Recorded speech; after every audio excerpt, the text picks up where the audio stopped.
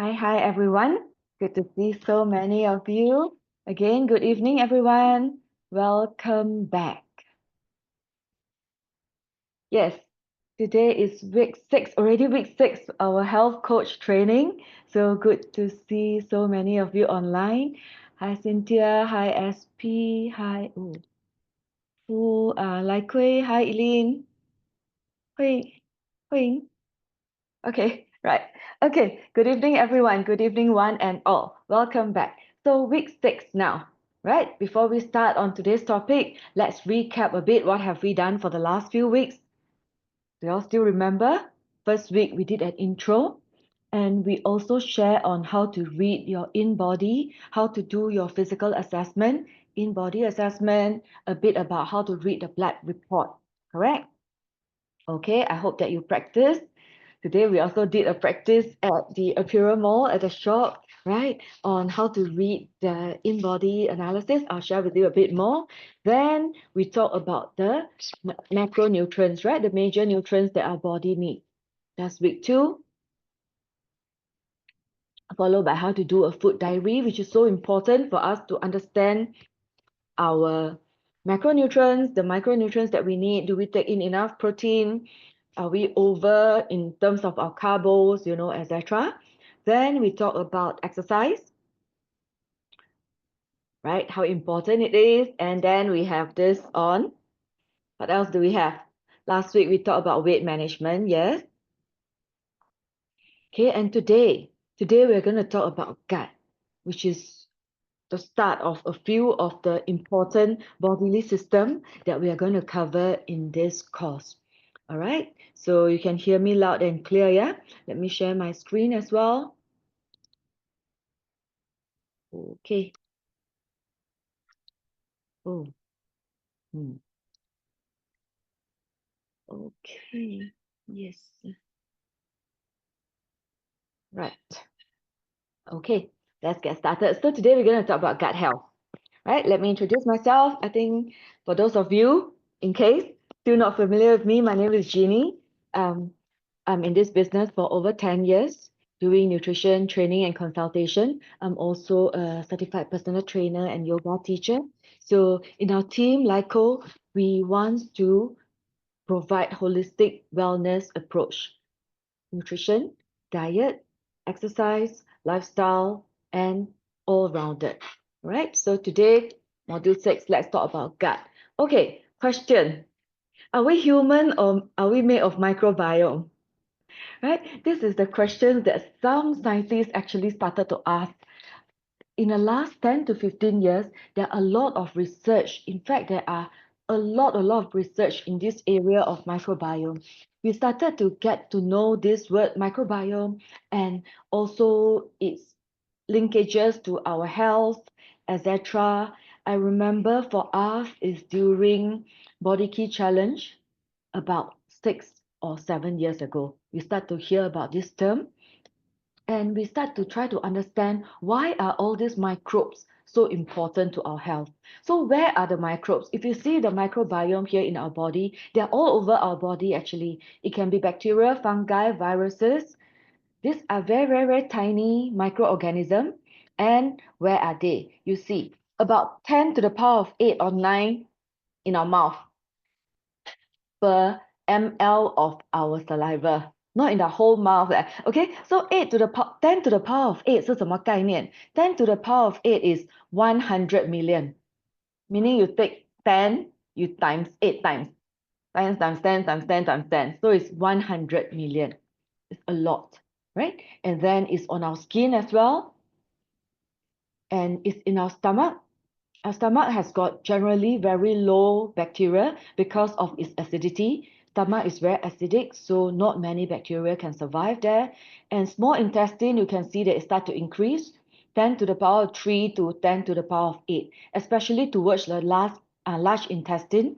It gets more and more microbiome there. And large intestine has got the most bacteria, 10 to the power of 12, which is 1 trillion, 1 trillion per gram of the content in our gut, in our large intestine.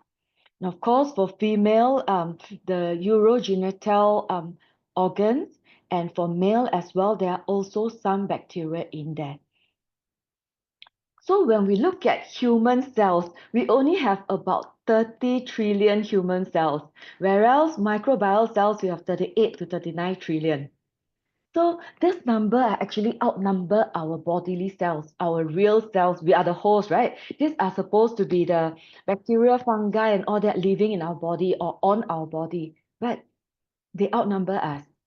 So if we say that it doesn't affect our health at all, we are just our mind and our body deciding everything about our health. Can we be over, confident in saying that, right? There are so many, and there's so many of them. And there are actually more than 1,000 different species of microorganism all over the place. And of course, the biggest one, the most amount number is actually in our gut. So as you can see here, 90 to 95% is in our gut, right? So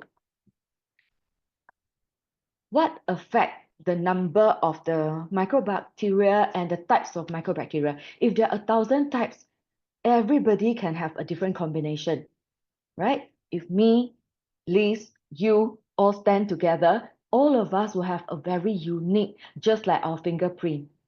Our group number, makeup, kampong of our microbiome are all different. And it's affected by our genes. Could be because what our parents eat before affecting us. When we grow up, for example, baby who went through the birth canal, natural birth, will have the bacteria from the mums, right? Whereas baby who are Caesar will not have this flow through, will not have. So some research actually say that child are being birth through the birth canal actually has got a higher immunity. It's better in their immunity because of the variety of the gut bacteria or the bacteria in the body. So age and gender definitely affect us as well, whether we are eating well or not, right? Like for example, if you live in China versus if you live in US, your makeup of your diet will be different. And that affect the microbes as well, of course, because whatever we feed to our body, we will grow that kind of microbiota. For example, microbiota who loves fat and carbo, right? If this person daily diet is pizza and fast food, so you have a lot of this microbiome who love pizza and fast food. The other person is taking a lot of vegetables, a lot of fresh greens, a lot of veg, then the makeup will also be different, right? Then medications, environment, all this affect the type and the variety, right? Because we have so many, more than 1,000 species, the diversity become very important. Okay, we'll talk more about that. So I'm not sure whether he really see, I'm sure he didn't see the microbiotes, but Hippocrates actually said that all disease begins in the gut. That was so long ago before, any microscope or he could see anything. But he's already starting, to say this. But now we believe that our health also begins in the gut. Meaning it's not just about disease, we can improve our health by improving our gut. Okay, so let's look at the concept of a frontier tree. If we are like a tree, what appear on the surface is what we can see from our outer layer. We want to have healthy skin, we want to have healthy aging, fitness, healthy weight as well. These are all we can see. But what we can't see below is even more important, is how the roots of the tree absorb the nutrients, bring in the water, nutrients, so that the tree can actually flourish and grow very well, can thrive, right? And this microbiome is the foundation of our health because it helps us to absorb, to break down, to absorb many of the nutrients that our body needs.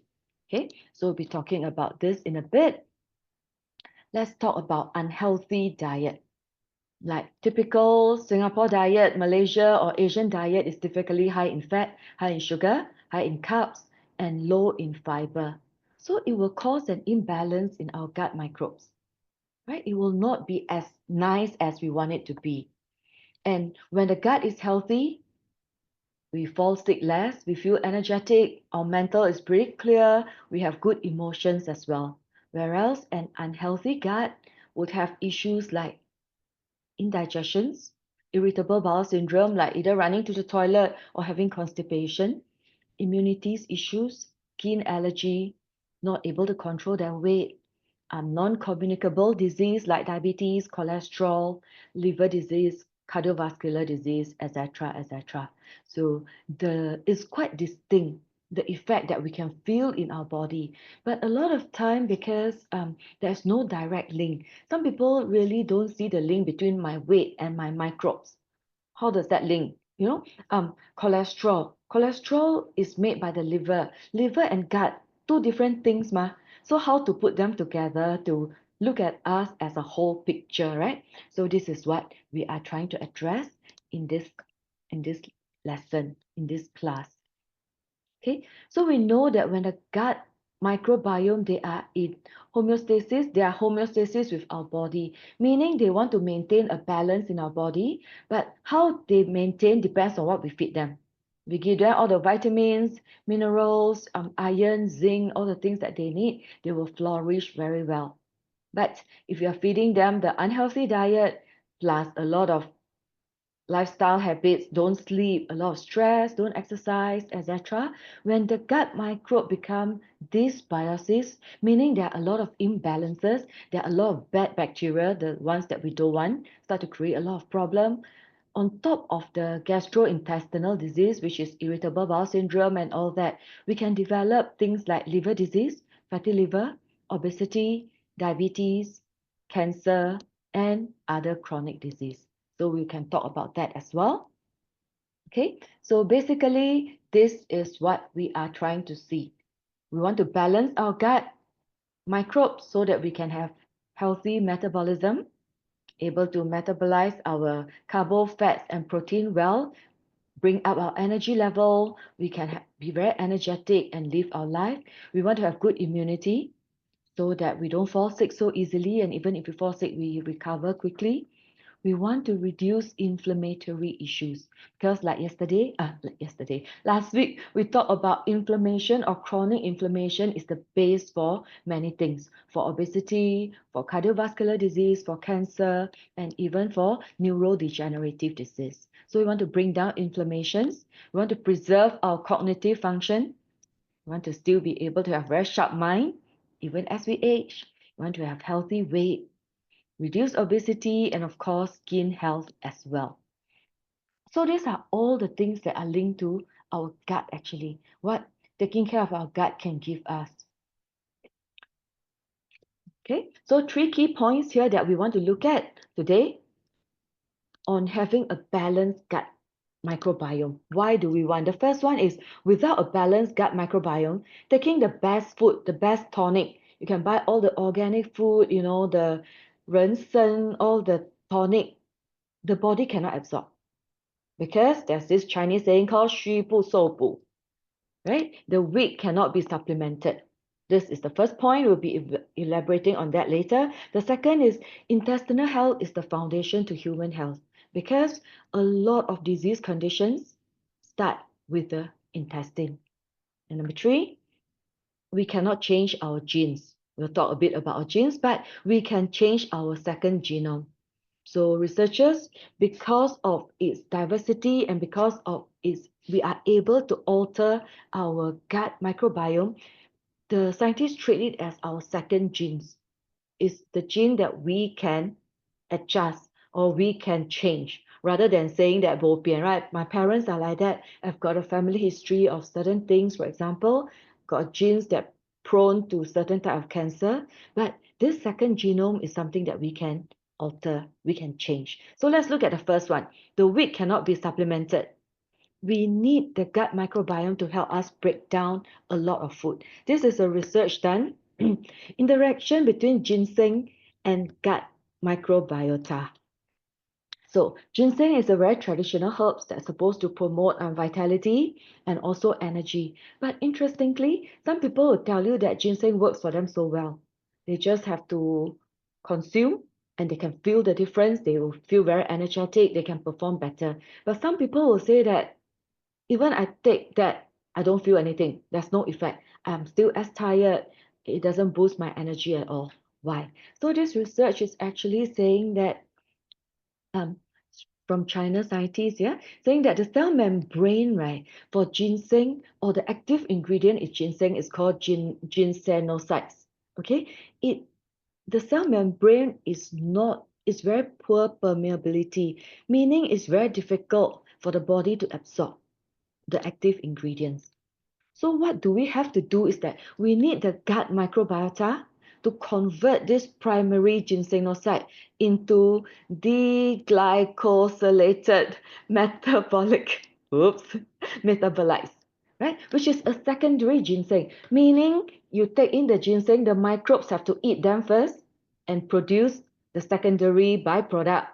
Maybe it's their poo, huh? It should be, right? What they secrete out after they eat the ginseng, and this secondary product then can be absorbed by our body, right? So for different individuals, this research conclude that the composition of intestinal microbiota is completely different, leading to a significant variation in their bioavailability and effectiveness in making use of this tonic, supposedly a very good tonic called ginseng.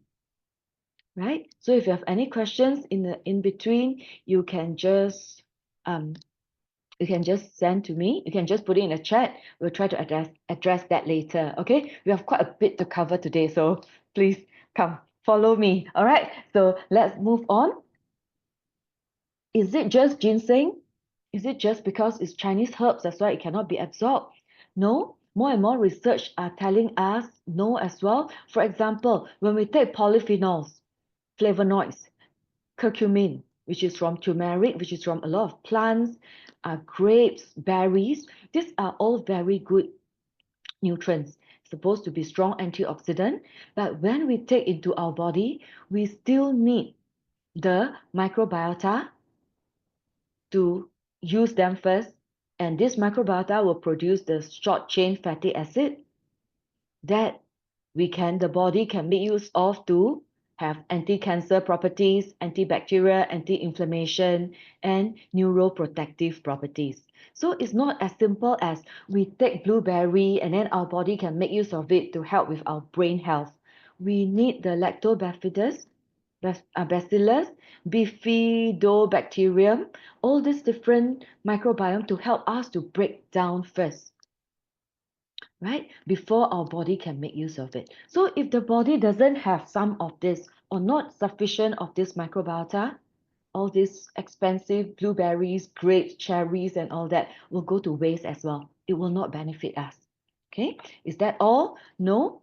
This one, gut microbiome also eat fiber, right? When we take fiber, for example, we take sweet potato, banana, fruits, whole grains. There's a lot of fiber coming in. These are food for the microbiome. And when they take the when they eat the fiber, they produce short chain fatty acid as well. So it could be acetic acid, propylene acid, butyric acid, etc.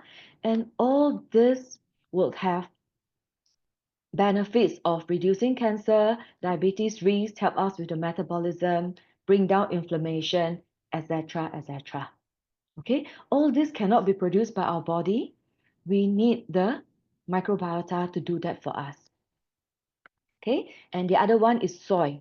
So we always also know that soy isoflavones is good, is beneficial, especially for women. So this was a research done that for different groups of women. So scientists actually found very interesting. Some women during menopause, they don't have any symptoms. Even after menopause, right? If they take enough soy isoflavones, they won't have things like bone health issue like bone density going down, cholesterol going up, all the menopause symptoms, hot flashes and all that, they won't have that. But some women, they say that even some women, even if they take soy, they still experience all this issue. They still have the bone loss, they still have the cholesterol going up. Usually it's blood pressure also going up after menopause. So when the scientists studied through the feces, the stool of this woman, they found that there's one bacteria called the equal producing gut bacteria. This bacteria actually, after it eats the isoflavones, it produces equal. Equal is a compound that helps with hormone regulations. It helps to make the postmenopausal woman body feel that is still having a good cycle, is still not menopause yet, right? So this is called equal. And we need this special gut bacteria to do this. So who have this gut bacteria? Do you know? Can you put out your hand if you have this equal, producing gut bacteria? We wouldn't know. But what the scientists know was that in this research, this very particular woman is very interesting. For a couple of years, she has been able to produce this equal in the body, and suddenly the body just stopped producing. And the scientist was very puzzled. So, dig in a bit further what happened. Because if you have that microbacteria, you should have it, right? It shouldn't go away suddenly. So then they found out that she was sick. And during that period, she took a course of antibiotic. And after that antibiotic, all this equal producing microbiome was gone. No more. Sorry. Right? So she will be subject to all these bone health issues, cardiovascular issues, etc. Right? So this is how important and how fragile it is, the body or the microbiome environment. Okay? So our gut is really a drug factory. Depends on what we feed the microbiota, protein, fiber, all this, then they will metabolize it. They will produce good or bad things that our body will take in. Good or bad, our body still will absorb in the gut, and it will affect our health. Okay? So it's important to have a good combination of gut microbiota, isn't it? Right? So consuming a diet rich in fiber and probiotic can help to support our healthy microbiome. It can help to support our digestions and nutrition absorption. That's the first thing that we want to know, right? So that what you eat, all the tonic doesn't become expensive food. Okay. Second, intestinal health is foundation for human health. So let's look at this. Okay, more and more research are pointing towards if the gut bacteria is not healthy, it will affect our gut lining as well. Our gut lining will be affected, and with that, many chronic disease can happen. So this is the gut. Okay, so this is the gut, and there is this epithelial cell, which is a one membrane cell that link between the tube, where the food go through, and our bloodstream, right? So if this epithelial, right, these cells is not healthy, it will have a lot of cracks. And with a lot of cracks, right, all these bad bacteria, all the things that are not supposed to flow out of our intestine into our blood flow will come out of it. So it will affect. The gut barrier we call will be affected, right? If it's not strong, if the gut lining is damaged. So it's important to keep the gut lining intact so that what lives there, what's supposed to be in there shouldn't come out. Okay? And 95% of serotonin is actually produced in our gut. Serotonin is our happy hormones. Okay? It regulates our moods, make us feel happier, it regulates our appetite, it regulates our sleep so that we can sleep better. It helps with the wound recovery as well, blood clotting, pain reception. It will bring down our pain level, and also it helps with bone density. So you know that this serotonin is an important hormone, important hormones, and 95% of it is actually made in the gut. So we know that the gut and the brain is constantly talking to each other, right? For example, when you're stressful, when you have a big presentation to go to present, for example, to the board in the afternoon, and I treat you to your favorite chili crab or your favorite food for lunch, would you have the appetite to eat? You probably not, right? You might even want to run to the toilet.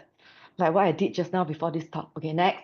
Okay, right? Because you are kanchiong and we are stressed, right? It's affecting your digestive system, right? Serotonin is the same. So if we don't give our body the right microbiota, the right food, the serotonin cannot be produced. And we will always feel very low in terms of our mood, unhappy no matter what happened, right? Don't have good appetite, etc. So this gut-brain connection is real. And if the gut microbiota is dysbiosis, some research are already seeing the difference for people with Alzheimer's disease, Parkinson, depression, right? Neurodegenerative disease. The makeup of their gut microbiota is different from those who are healthy. Generally, they might lack certain types of microbiota, for example, microbiome that produce serotonin. Like if serotonin cannot be produced, the person, even a 3 carat, diamond ring in front of me, I still feel depressed. I still don't feel happy because I just don't have that hormone, right, to make me happy. So that is the thing, right? It affects our brain as well. And then there's also the gut and liver connection. So we know because our gut, our small intestine is to absorb nutrients. We know that. And when everything comes to our gut, these are the things that we cannot absorb. These are the waste and all that. So because of that, it's quite a toxic and quite a toxic place. That's why there is actually a vein, a portal hepatic vein to suck the water out to the liver every few minutes for cleansing, because liver is in charge of cleansing, right? But if there's permeable, if there are a lot of bad stuff there, right? It will affect the gut, the liver as well. The liver have to work a lot harder, right? The immune cells will have to work a lot harder, and it could cause cirrhosis and hardening of the liver, etc. Right? There is also a connection there between the gut and the liver. So the whole body is linked, and this is something that I have first-hand experience, no, second-hand, okay, allergies as well. So the gut microbiome, for example, on the left, you see a healthy gut. So the gut epithelial, all that is very nice. So all the bacteria stay where they're supposed to be. Then we have a normal nasal cavity. And if it's deregulated. For example, you can see there's a lot of holes here. The bad bacteria can go through all over in our bloodstream. It could trigger inflammation and also allergy reaction. And people have allergy rhinitis, sinus, all this could be affected by their gut. This one, my daughter, she used to have morning sinus every morning, right? I give her vitamin C. She's of course also have our air filter, but sometimes in the morning she still feel that it's very congested, right? The sinus cavity is still very congested. Until I start her with probiotic, in 2 to 3 days, it just clear off. Once upon a time before probiotic, before the good gut bacteria, she used to have maybe every 10 days, she'll have like 8 days of runny nose in the morning. But now maybe 10 days, at most 1 or 2 days, just by adding this additional probiotic, good microbiota, which helps her to, I imagine that is helping her with her epithelial cells, helping her to manage her gut health. Okay. All right. So the second point, a balanced gut microbiome and a good gut lining. We know that it's important. Not just it can prevent, but it can also reverse some of the disease, like allergies, skin allergies as well. It's the same thing. So some of the clients, after taking good gut bacteria, gut microbiota, their allergy actually flare up a lot lesser. They could control it a lot more. And number three, we cannot change our genes, but we can change our second genome, which is our gut bacteria. So human genes, there are 20,000 genes. So once upon a time, the scientists thought that, wow, human being, we are the top rank, right? In terms of the food chain in the world, we must be a very complex being. But after that, go and do the study, only 20,000 genes of all the human being in the world. But when they look at the microbiome, there are 2 to 4 million genes. Okay? And that is why when we say that, yeah, I inherited this from my parents, I've got this hair, I've got this eye, I've got this body condition, right? More prone to having sinus, for example, more prone to having certain disease. We cannot change that. For the genes, we cannot change, but we can change our environment, obviously. We can change our nutrition. And now we know that we can also change our microbiota, our microbes, to be able to improve our health. Okay, so this can be changed. It's influenced by our environment. As long as we take good care of our diet, lifestyle, environment, we can change this for the better. Okay, so we can change and optimize our gut microbiome. So to achieve optimal health and longevity. Again, back to the objective of this class is we want to achieve optimal health and longevity. Correct? So for good and bad bacteria, we want to have two things. Number one, we want to have a variety.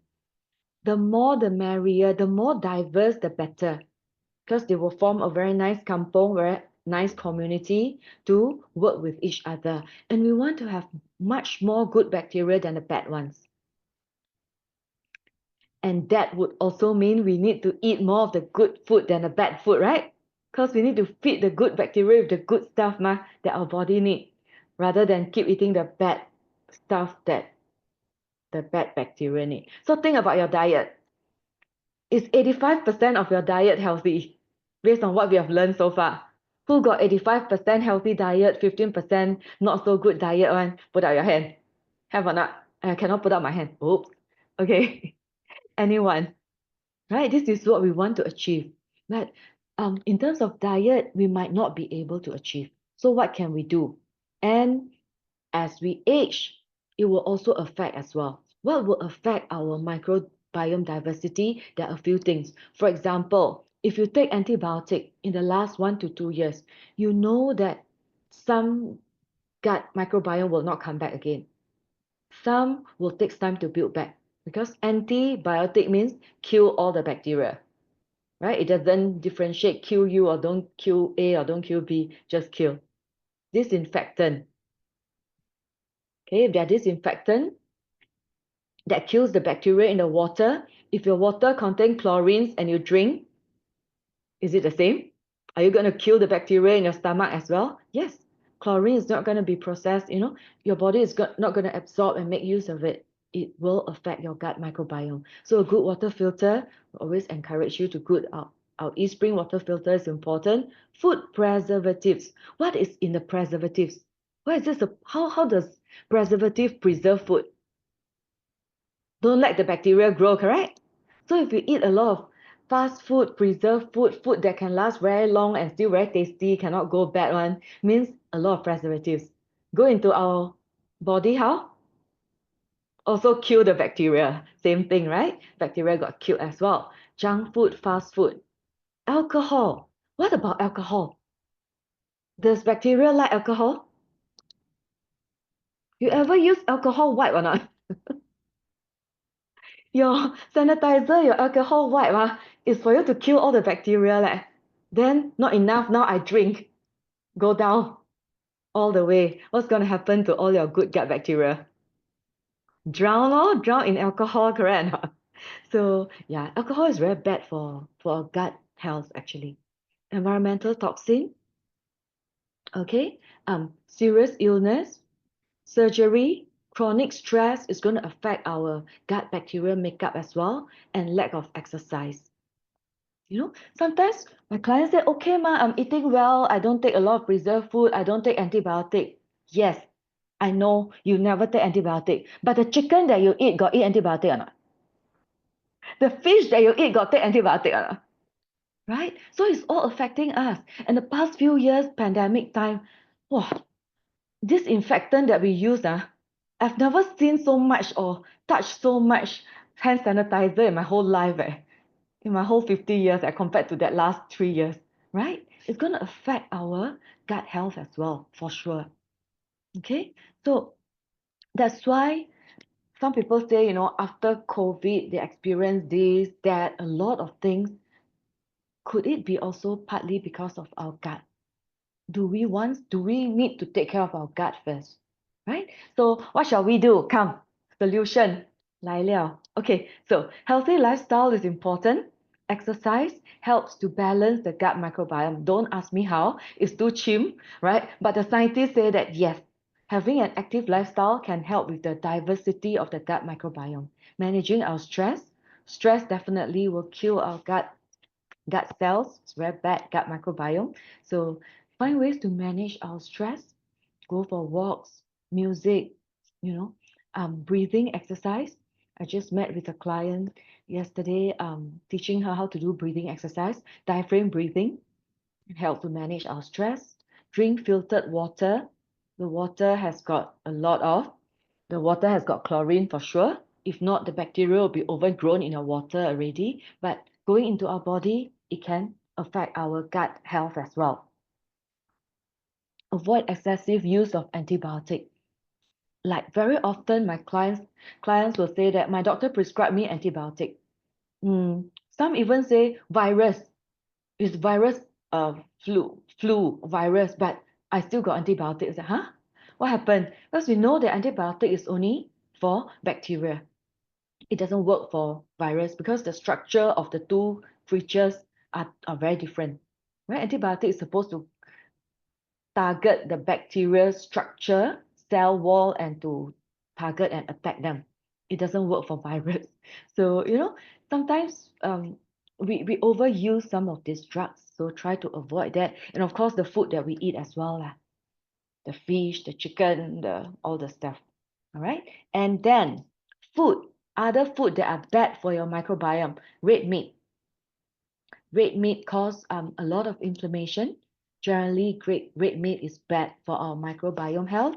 So we recommend at most take 2 times of red meat a week if you really need to.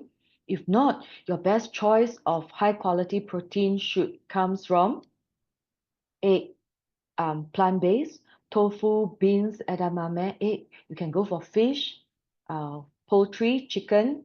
Then only red meat actually ranks the last. Okay, highly processed food. Because when you see highly processed food, there are a lot of chemicals added. Chemicals can alter your microbiome balance and can kill some of the very good ones as well. So especially if you read the food label, if there's a lot of E, something, something, 1, 2, 3, 4, right? All the names that we cannot pronounce properly, these are bad for the microbiome. And artificial sweetener as well. Okay, these are all the things we want to avoid to take care of our gut health. All right, and this gut epithelium, what is it made of? This is actually cell, one layer of cells that is separating our mucus layer in our gut, in our large intestine versus our inner body, right? So it's made of protein as well. So it's largely composed of protein and some lipids, carbohydrate, example. So we still need to have good quality protein. So that's why when my friends tell me that, I don't go to the gym, I don't need protein. I was like, huh? Even your gut health, you need to have good protein. Every part of our body need that actually, right? So, and besides protein, high fiber food. We already talked about fiber. These are the best food for the microbiome because fiber cannot be absorbed, right? So if we don't absorb it into our body, it will be the food for the gut microbiome. So for example, if you take beans, guava, nuts, kiwi, for example, right? When it goes into our body cannot break down the non-soluble fiber. When it goes to the gut, it will be the food for the microbiota. The microbes will eat them and then they will metabolize from there, right? We want to have a variety because we want to have a diversity of the gut bacteria. 30 different plants per week and 30 grams of fiber per day. So this morning, a client was asking me what's the concept of 30 grams of fiber. One medium-sized apple with skin is about 4.5 grams, 4 to 5 grams of fiber. One medium-sized apple with skin. So you're looking at 6 apple, that kind of fibrous food every day. Okay, of course, it can come from your whole grain, it comes from fruits, vegetables as well. Okay, this is what we want to achieve, and high probiotic food.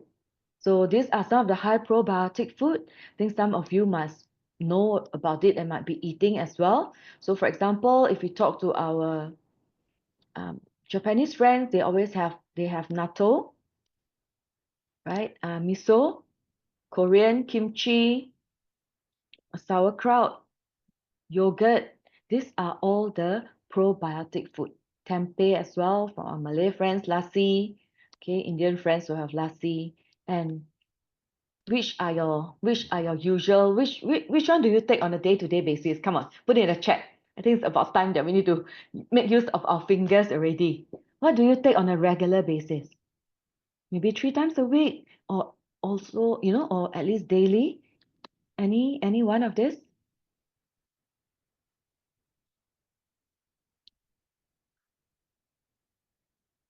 Hey, don't give me brand name. Brand name cannot. Okay, tempeh miso, kimchi. Yes, yes, yes.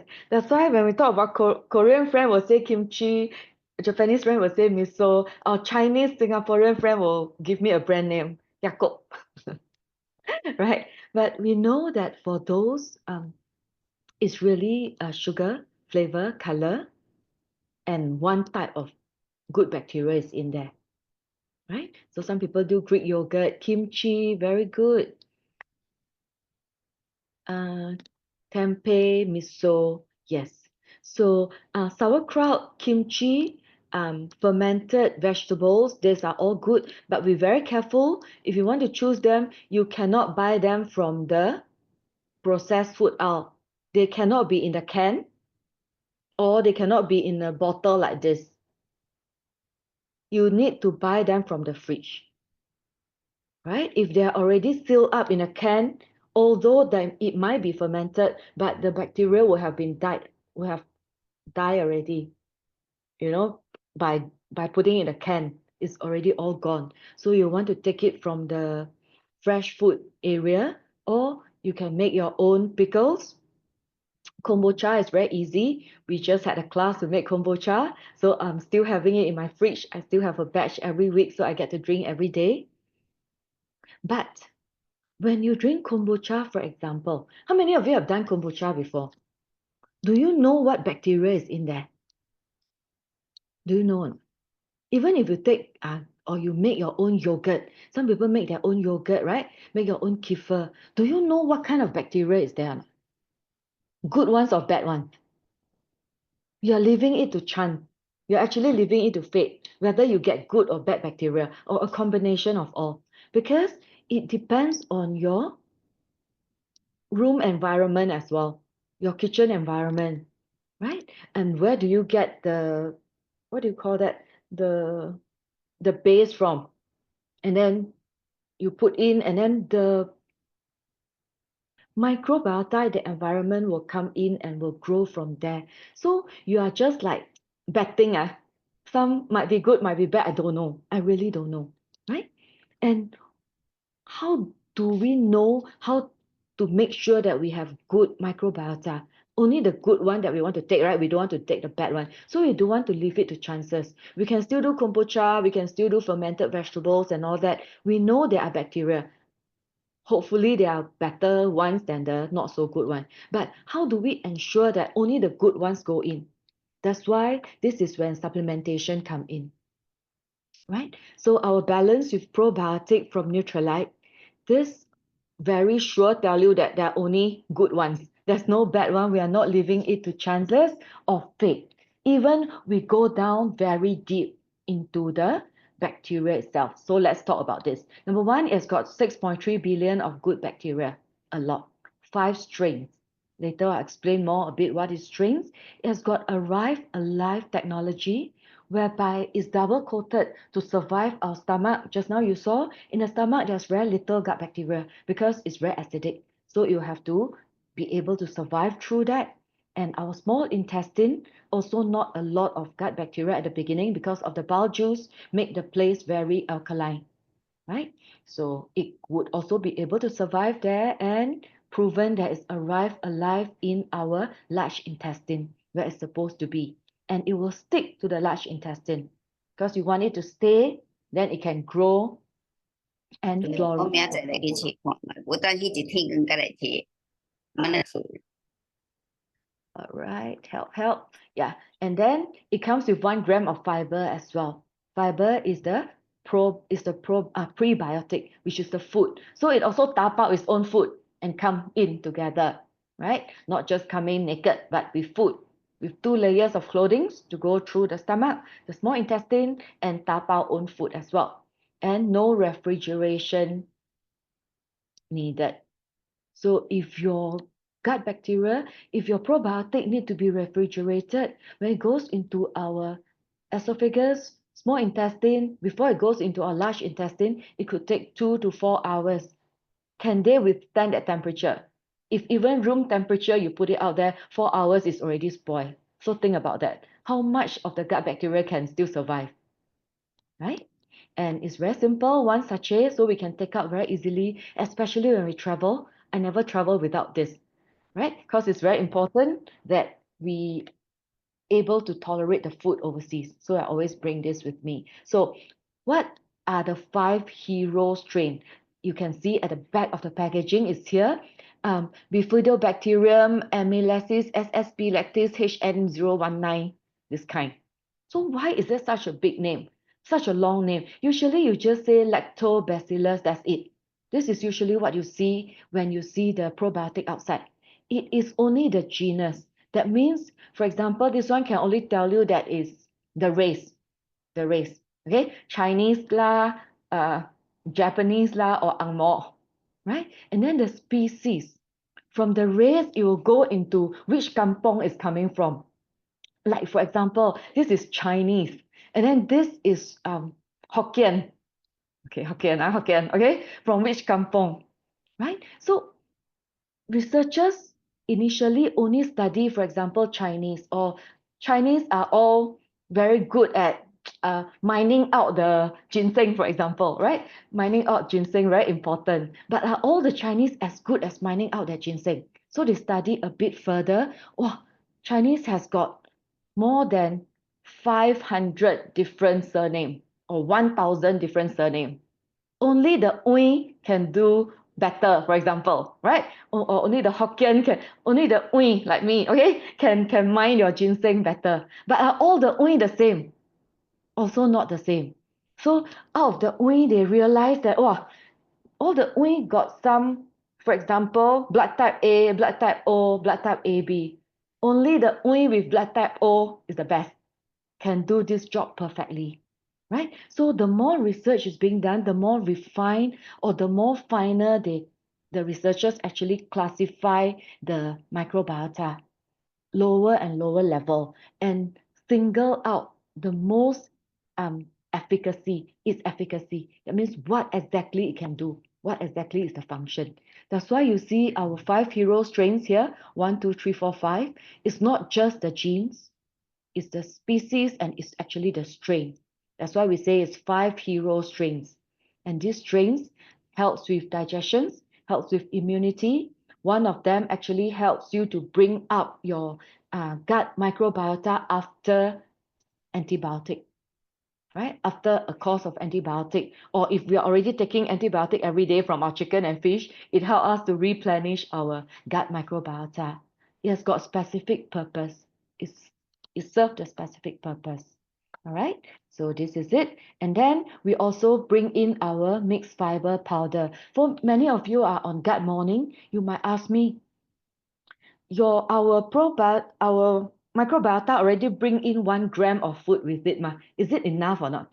You think 1 gram is enough to feed the whole large intestine or not? If you only put in 1 gram for that day, will people come and fight for his food or not? So we also put in another 4.5 gram of fiber blend, which is made of chicory roots, digestive resistance maltodextrin, and guar, right? So adds up another 4.5, you can feed the whole kampong, so that everybody, all the good bacteria, get enough food, they can grow, they can flourish. Okay, so some people ask me about this digestive resistance some people ask about maltodextrin. They say, maltodextrin, is it sugar? Is it bad for the body? But what we use in this product is digestive resistant maltodextrin, meaning our body cannot digest, cannot absorb one. It's just go all the way to the large intestine to feed all your baby, to feed all the microbiome. Okay, can I? Then with these two, it will work synergistically. Not just having the good bacteria going in with the food, we also have food to feed other bacteria so that they don't come and snatch the food from your good bacteria that you want it to stick and stay and grow. Right? And then we talk about the gut environment. This is the epithelial and this is the mucus layer. Mucus layer is actually a protected zone between where the microbiomes and all the food, all your waste go through and this is actually your gut lah. So it's one layer and then you have this layer of mucus, then all the food will flow through. This is your large intestine, right? This mucus is also important because it actually protects all the bad things from coming through. So if the mucus is damaged, the microbiota, the bacteria and all this can get into your epithelial as well. And slowly, slowly, it can lead to from here, normal one, if it's gone, it can start to go in and can hit to having holes and also permeability. So you might have ulcer, etc. So to build epithelial cells, we talk about protein, which is very important, right? That's why we put this, our protein has got both essential and non-essential amino acid. And if you look at the bold ones, they're especially important for our gut. So which are the important key amino acids for the gut health is tyrosine, which influence our gut-brain signaling, right? Glycine, glutamine and valine, and also arginine and tryptophan, right? So these all play important parts in taking care of our gut health. And all these are in our all plant protein, right? And it's already in amino acids form so that the body can absorb easily and make use of easily. That's why for many of our friends, for example, especially those with gastric problem, with gut protein, with protein, they can actually feel the difference in just 1 or 2 weeks because our gut, our stomach is actually very fast growing cells. As long as we give it the good nutrients, it can grow very quickly and it can heal very quickly, actually. So it helps with the gut health. All right. And this is also the research shows because all the gut bacteria, it doesn't live forever. Their lifespan is actually very, very short because they are very, very tiny. And if they cannot stay and stick, they will just come out with our stools. They will just go out of our body. So this is a research done. They just put in the probiotic in the body. They actually cultured it, right, cultured the probiotic, and after just 120 hours, it's gone already. It died. And then the next experiment, they put in not just the probiotic, but also FOS, which is fiber. And you can see that it can grow so well because it has food. Fiber is so important. It's the food. And then it goes down again. Then the third one is actually putting in our probiotic, our fiber, plus all plant protein. You can see that it strives the highest because not only they need to be fed on fiber, they will need protein as well. They are also living organism, microbiota, so they will went up the highest and they can also last longer.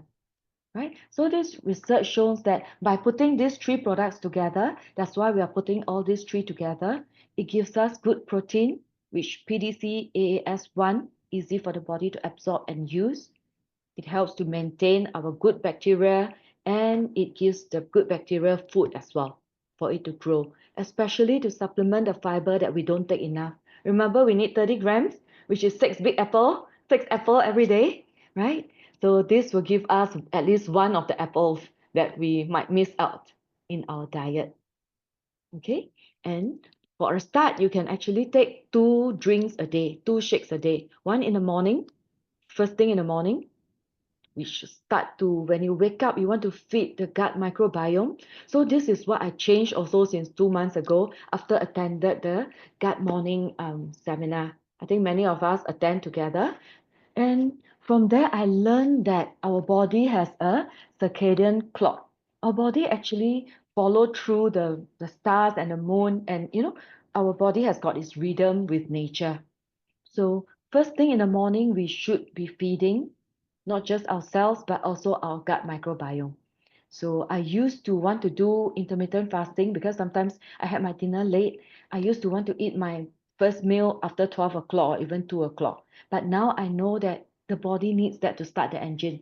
So I will start my breakfast earlier, definitely in the morning. And I tell myself, 大的不吃，小的也要吃，对不对？ So I don't need to feed myself, I also need to feed all my microbiome. So I'll take that, and I'll take another time in the evening. For me, this is already a routine for a long time. I usually take another protein shake before my dinner because I know that I won't be able to eat enough protein. Okay, so this is what you can do.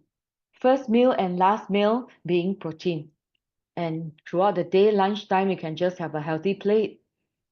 Of course, add some workouts, healthy snacks, and that will complete our daily routine. Okay, and then last week we talked about lose weight. Then does gut actually affect our weight management directly or not? Does it affect your weight? So this is the next question that we want to address. We have addressed the last three already. This is the next one that we want to address. Okay, anyone heard of Ozempic? Ozempic is a GLP-like, GLP-1 drugs. Basically, it's a drug that mimic the GLP hormones, which is released in the gut, right? There are specific microbiome in the gut that release GLP-1. And when GLP-1 is released in our system, it helps our body to produce more insulin so that our blood sugar will not spike so much. It slows down digestion, make us feel full longer, and we won't crave for so much food. So last 2 years, there was a craze with Ozempic. A lot of people use it to treat obesity, just to bring down their weight. Actually, this was designed for type 2 diabetes, right? For people with diabetes to use this only once a week. But a lot of people look at it as a simple way to bring down their weight because the drug is the hormones directly and is directly injected into the body. But of course, there are a lot of side effects. Some common ones like nausea, vomiting is quite common, but there can be some very serious ones. Gallbladder issues, thyroid tumors, cancer, kidney, chronic kidney disease, etc. So instead of relying on this, we know that GLP-1 is produced by our gut, ma. Can we get our gut microbiome to produce more GLP-1 or not? Right? So if our gut can produce more GLP-1, we will have better insulin sensitivity. Our gastric will empty slower, meaning we feel full longer. We won't crave for a lot of things. This morning, the consultation, a client was telling me, I asked him, do you feel hungry often? He said all the time, right? So GLP-1 will help him with that. Empty the gastric a bit slower. Okay. Also helps to burn fat, helps to help with our heart health, etc., etc. But which microbiome actually produce GLP-1? Okay. And this is the research done. This is a twin research. Two ladies, they were identical twins. When they grow up, one became fat, one became skinny. Right? And the scientists took the gut microbiota from the obese twin and the skinny twin and transplant into two different mice who are also from the same gene, same mother, right? So gene, there's no difference. The only difference is the microbiota, and feed them with healthy, high fiber food. But look what happened. The recipient rat become obese. The rat who received the obese participant genes microbiota became obese, and the one that received the skinny twin microbiota became stay lean. So what does it mean? this actually back a lot of questions that, many clients tell me, Jeannie, I used to be very unhealthy, but now I try to eat healthy already, but I'm not seeing the difference. Or some people say, I eat very little, but I still cannot bring down my weight. Why? I think it's because we have not taken care of our gut microbiota, because research shows that the gut microbiota has got a very big resilience to change. Yes, you can change your diet, but if you don't put in the good microbiota, right, the existing one is very resilient, very resistant to actually change its combination. That's why even the good food that go in, for example, you take a lot of fiber, but you don't have the good microbiota to help you to, metabolize the fiber and produce all the short chain fatty acid, it doesn't work with our health as well. Right? So in that learning for the gut morning 2 months ago, we also met Dr. G. He's a scientist from Korea, and this company is called HEM Pharma, which is Human Effective Microbes Pharma Inc. He's the CEO of this company, and Amway is one of the company that work closely with this company to research and to develop microbes, probiotic. Right? So we had a chance to speak to him personally, to learn from him directly about gut health. So that was really a very good session that we learned a lot about what bacteria actually, what microbiota can help with GLP-1, can help us with that. So many of us attended. This was one of the picture that we went for the talk. And the answer is pointing to Akkermansia muciniphila, or in short, we call AKK. AKK is an anaerobic bacterium. It's a type of bacteria. So don't ask me this bacteria can from which food. No food in nature contain AKK. You cannot get it from food. So it stays in the mucus layer of the intestine, the large intestine. Remember that mucus layer, the liam mucus layer, particularly in the colon, and they feed on mucin, which is a component of the mucus. That's why the name is Akkermansia. That is actually the species. Muciniphila is the narrow down, is the race. Muciniphila means this Akkermansia actually love mucin. Wow. Okay, so the research starting to show that this AKK works beyond the GI tract. Especially, it can work to produce GLP-1. If AKK is sufficient in the body, it will produce GLP-1, which can boost our insulin production, control blood sugar, reduce hunger. So right now, AKK is used for treating of obesity, diabetes, metabolic disease, inflammation, etc., etc. The research is still ongoing, of course. It's a very new field, but it's already in the market. If you research, if you read about AKK or Akkermansia, you'll be able to find things about it. And for us, for Nutrilite, we come out with this mixed FOS with grape ferment. Okay, this is actually a prebiotic. It has got fructo-oligosaccharide, passion fruit, and grape ferment. All this will help with the mucus layer. What it helps is all this will go in to support the growth of the lining. That lining, the mucus layer, is the food, the home and the food for AKK. So when you prepare a nice home, the AKK will be able to grow and to flourish in your gut. Everybody have that in our gut. Most people have that in our gut based on research. Just that, does our gut have a good environment for it to grow and to strive? Right? So this is giving it a good home and a lot of food to feed the skinny microbiome. Yes, and then we also have this, what we call the metabolic pre and postbiotic, to start fat metabolism and stop fat storage. This is actually a heat-treated B lactis. Again, is the surname of this bacteria. It's an award-winning with 10 years research. What it can do is that it can lower the fat storage and increase fat metabolism. Basically, it can send signals to our system, to our body to do all this. And of course, it's all natural. It's got golden kiwi powder and purple carrot as well. These are all the good food, right, that the gut bacteria need also.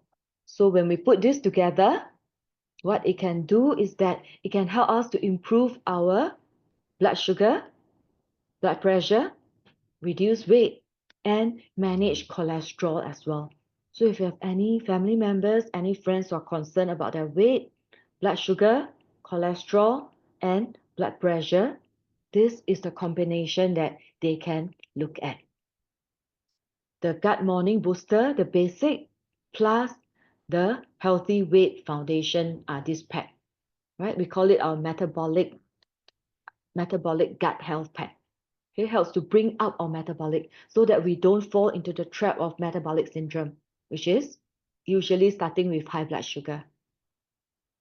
Okay, so it's perfect for people who look for methods to lose weight naturally and safely. It doesn't contain any drugs. These are all the natural food and the postbiotic. Those who frequently experience gut discomfort, always have diarrhea, constipation, bloatedness, this would be good.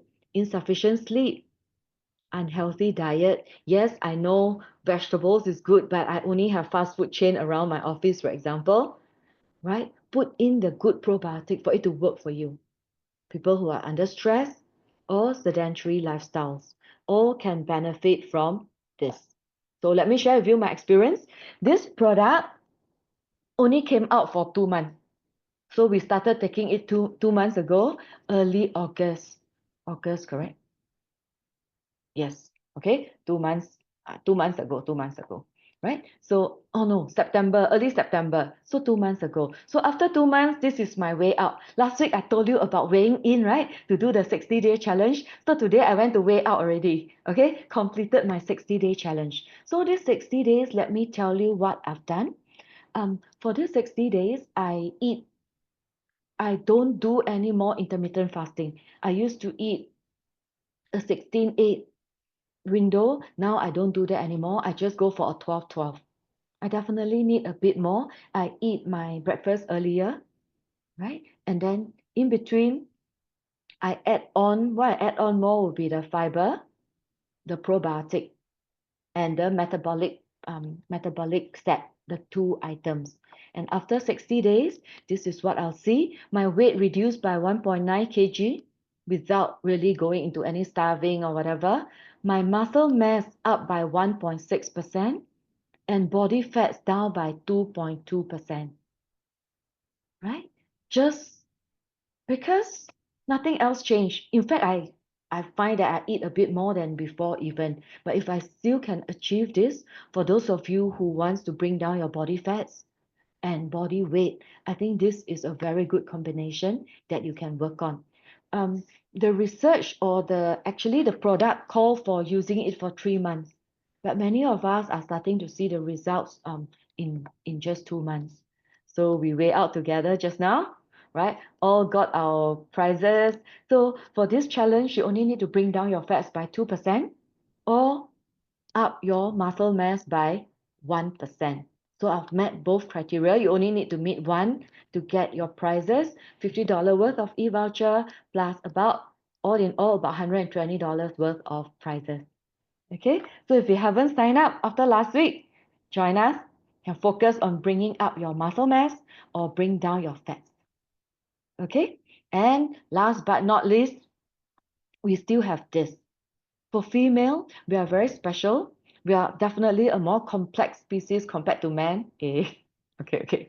And one of the thing is that the microbiota in the urogenital area is a lot higher than men, right? So for that, we also have a probiotic for women, specifically with these three probiotic strains.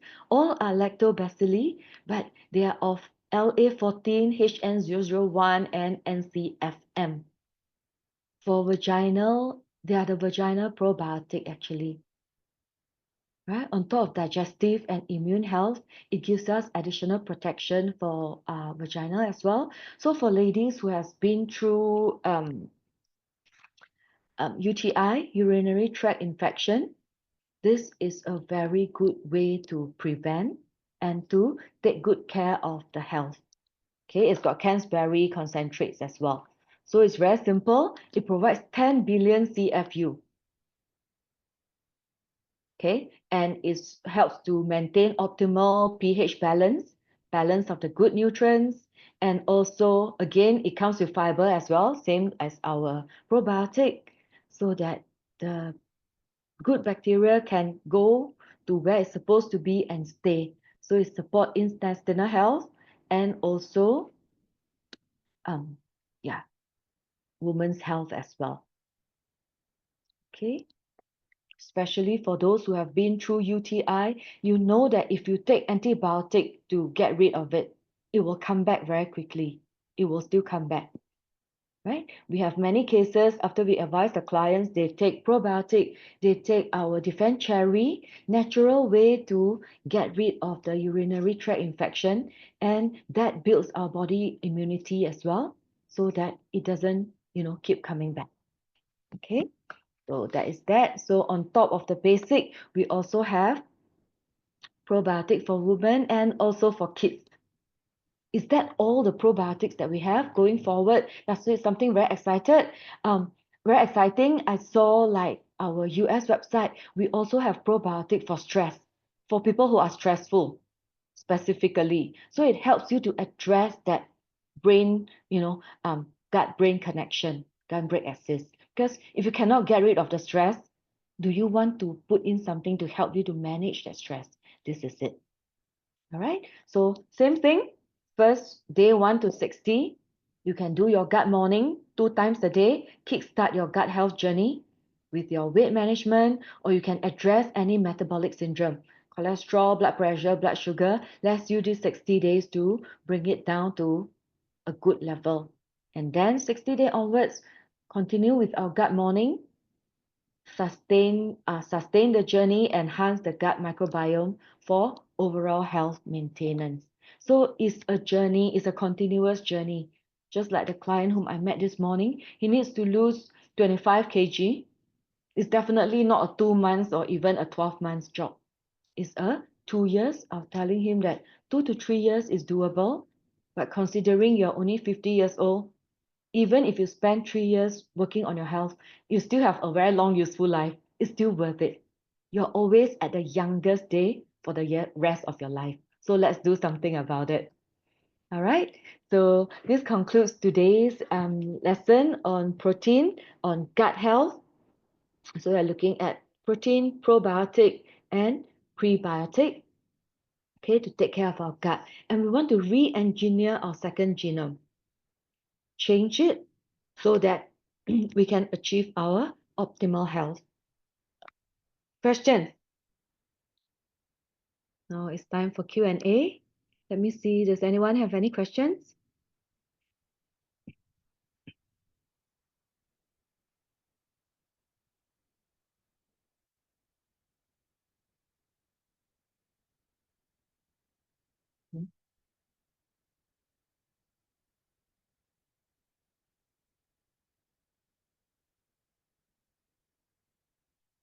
Yes. On gut health, does any one of you have any questions at all?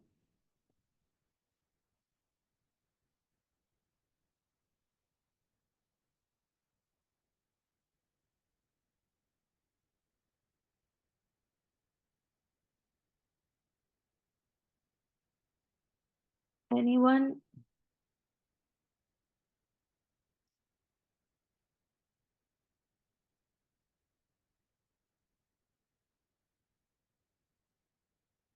Okay. So one is when taking fiber, do we need to pay attention is soluble or insoluble fiber? We actually need both type of fiber, insoluble and soluble and insoluble. The soluble one will become our, okay, let me show you the picture.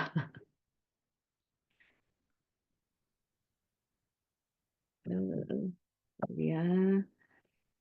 The soluble one will become the food for the, okay, two types. One is actually the roughage, right? The very rough fiber that our body cannot absorb. So when our body cannot absorb, it will form bulk and it will go out of our body. And part of it become the food for our gut microbiota as well, right? So we need both soluble and insoluble. If you take it from natural food, just make sure that you have more vegetables, whole grain. All this should give you a good combination of the fiber. Okay. Then another question that PM to me is that what if you don't have enough fiber? Most of us don't eat enough fiber, agree? So when you don't eat enough fiber, fiber is supposed to be here, the mucus layer. Ooh. Supposed to become here the mucus layer. Remember we say the fermented food, the fiber, it actually built up here to be the mucus layer. So if we don't have enough, the mucus layer could be very thin, very, very thin, and it glows very close to the epithelia. But the microbiota needs to eat, ma. They need to eat, they feed on this mucus and all the other food. So it will actually slowly eat into your cells, into your epithelial cells. This is how you have leaky gut. And once we have leaky gut, we know that the bacteria, all the pathogen, the bad things will get into our bloodstream. It will go into all our body and give us a lot of issue. Research even shows that it can get into our brain, it can get into our spinal cord and everywhere actually. It could go through there should be a barrier from our blood cells, but apparently some of these bacteria can actually get through that and go into our bloodstream. So it can go everywhere and do whatever party they want. Yeah. So you don't want the microbiota to eat you. Yes, you are the host, but you need to provide it with the food so that it doesn't eat into you. Okay, make sense?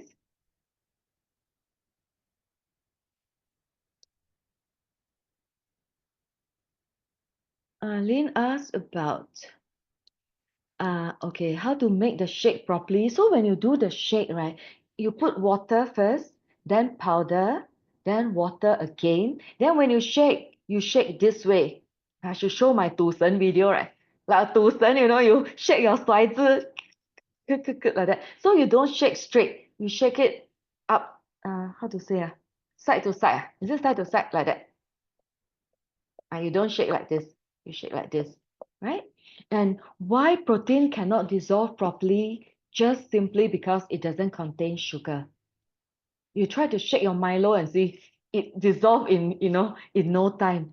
So because it's pure protein, it doesn't contain sugar. That's why it takes longer and it's a bit more difficult. So it's just some of the technique that we need to learn to consume good food, to consume food that's good for us, right? So like what I told you just now, I had a I had a quite a bad toilet visit before this talk because the gut brain connection is quite real. I was doing some last minute preparation and then I'm not sure it's because the lunch that I took this afternoon, which is pretty oily, or because I'm really stressed that make me run to the toilet. But I have been taking probiotic vegetable blend for the last 5 years, and I do think that my mood become more calm, not as how to say, not as my temper actually improved. What, Liz, what do you want to say? Like Explosive. not as explosive as before. Oh my god. 你看我的神队友出生了。Yes, yes. I used to be yeah, I used to be very quick tempered, and quite, yeah. So not as bad. I improve a lot. I find my mood is a lot more stable. Yes. It's true, it's true. Try it yourself.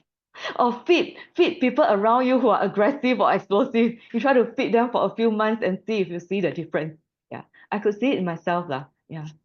And people around me, I think, could feel it as well. Yes. Uh, hmm. Right.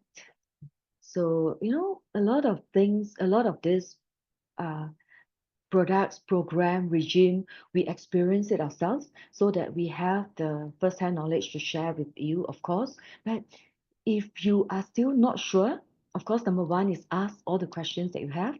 Can do a bit of research. If you want to have links to all this research paper, let us know. We could put it in the chat group so they can read a bit more. I think I actually went through the rabbit hole of really one paper after another. I was like, keep reading, like going further and further. Yeah. So there's a lot of good research out there, but go for the reputable ones. Go for the proper, scholarly research rather than who say what on TikTok or who say what in, Facebook, right? Yeah. So Roseanne say not enough protein, not enough fiber. Yeah, it's true, it's true. It's because of Roseanne is because of our food industry. The food industry exploit us so much. They know that we love the umami, right? They know that we love the carbo and fats combination. So there's so much processed food that is in carbo and fat combined that keep us eating all this food. Because if you only take raw natural food, if you don't eat any processed food, right, we shouldn't have problem getting enough protein and fiber, right? Especially fiber. Because all the veg, you take a lot of beans, nuts, whole grains, veg, all this got a lot of fiber. Yeah. And we also know that because of that is affecting our cancer scene in Singapore. We know colon cancer is the top two in Singapore, regardless of race, regardless of gender. It's still the top two, three in Singapore. So it's really to do with our gut epithelial or gut health. Is it because like we really don't eat enough fiber so that the bacteria keep eating into us, right? And then the bad ones keep growing and creating a lot of bad things in our gut. That's why, colon cancer is such we have so many of these cases, right? Cynthia also asked, what's the difference between fiber tab and fiber powder? Fiber tablet is have both soluble and insoluble fiber. So these are all the roughage that it will bulk up our stool, so that when the stools are bulked up, right, it will be like a brush like that, brush across our large intestine and help us to clean it up. It's like having a brush. That one with water, it can load up quite a bit. Whereas for the soluble fiber, these are really more for the gut health and to feed our gut bacteria. Yeah. So this is really to feed the little ones here. Yeah. Mm. So colon cancer prevention is actually pretty important. We always say the first rule of thumb is have enough fiber. We know how difficult it is, 30 grams, but try to aim for 30 grams, right? And research also shows that if there's one generation, two generation of eating certain food, like by the fourth generation, that's in a mouse experiment. Human cannot go fourth generation. So first generation they feed on good food, good, good, and then the fourth generation, even if they eat not so good food, right? Okay, for example, okay, just do like this. They eat a lot of junk food for the first generation, second generation, a lot of bad food, third also a lot of junk food. Even when the fourth generation try to eat healthy, it takes a very long time or almost impossible just by having food, just by having fiber itself to change the gut combination. Meaning without putting in the good microbiota, the good probiotic, right? Just by changing your diet, you can't quite change the composition of your gut bacteria. You really need to introduce the good one in, AKK lah, all the good ones that you want to put it in, rather than leave it just by eating fiber or doing kombucha, kefir, and all that, leave it to luck.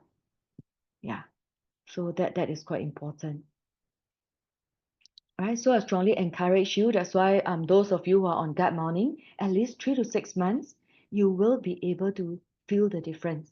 But you really have to feel your body as well. That's also very important, right? Any other questions?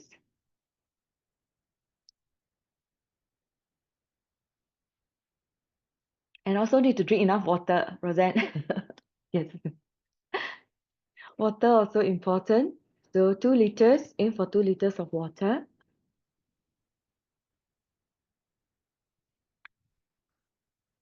Yeah.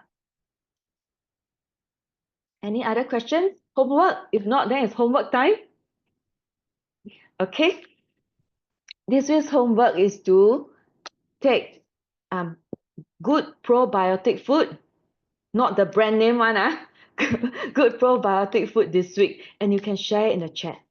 Make an effort to at least include 3 to 5 days.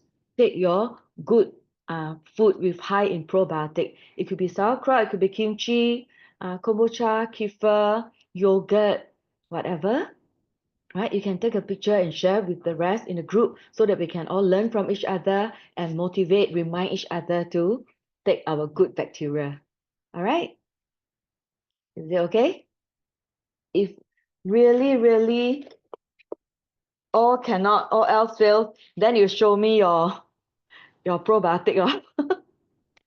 You have to show the probiotic already. Yeah? Yes. And for those of you who are concerned with your body fats, not able to bring down your weight despite doing this, and that, look at the metabolism, the probiotic and the postbiotic. Right? I think that's really useful. Some feedback to me that it brings down their appetite, less craving for all the junk food, etc. Don't feel hungry so quickly because we know the GLP-1 effect is feel full longer. We don't feel so hungry. Probiotic you can also do 2 times a day, morning and night. Probiotic, fiber and protein 2 times a day. At least for the first 3 months, I'll encourage you to do that to set, a good environment first. But for me, I've been doing 2 times for a long time. Yeah, 2 times a day. Yogurt with nuts in the morning. Yeah, it really depends on your calorie requirement and protein requirement. You can look at that. If you still is still within your calorie window and you still need that protein, yes, yogurt and nuts are good source of protein and also good fats. Yes, or you can take 2 eggs also. 2 hard-boiled eggs is also a good way. Yes, probiotic you can take 2 times a day as well. Any other questions? If not, we 准时下课9点半. Thank you, everyone.